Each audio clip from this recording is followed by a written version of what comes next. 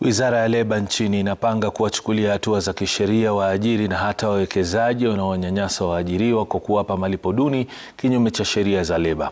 Akizungumza katika warsha ya kulipokea rasmi baraza la mabaharia nchini, katibu wa idara ya leba Shadrack Mwadime amesema kuwa kinyume na awali ambapo baadhi ya waajiri walikuwa wakipuuza ushauri wa idara, sasa wanashirikiana na ofisi ya mkurugenzi wa mashtaka ya umma DPP kuhakikisha wale watakaokiuka sheria za leba wanafunguliwa mashtaka.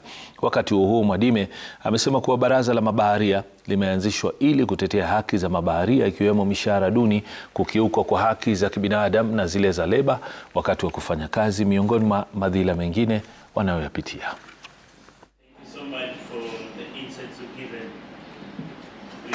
Kwa wakati huu tumekubaliana na DPP kwa sababu kuna training ambayo tumepeana na tunazidi kupeana kwa prosecutors wetu.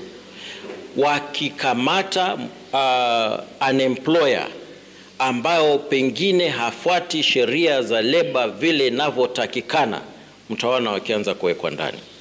Na tunasema hivi kwa uzito sana hata kwa wale investors wetu ambao ni foreign investors. Tumeungana pamoja na idara ingine ya kitaifa ya uhamiaji, immigration, kwa sababu hiyo document ni kama tu zile documents zingine. Na tunaamini kwamba hivi karibuni SID zitatolewa. Hapo awali serikali haijawa na hili baraza. Mimi nashukuru sana kwamba mimi ndio mwenyekiti wa kwanza, ndio maana tumeweza serikali itaishukuru kuzindua ili baraza, ilikuwa hakuna. Wajaribu kuangalia ni vipi union itahusishwa, especially my union of seafarers. Tuangalie ni vipi tutahusishwa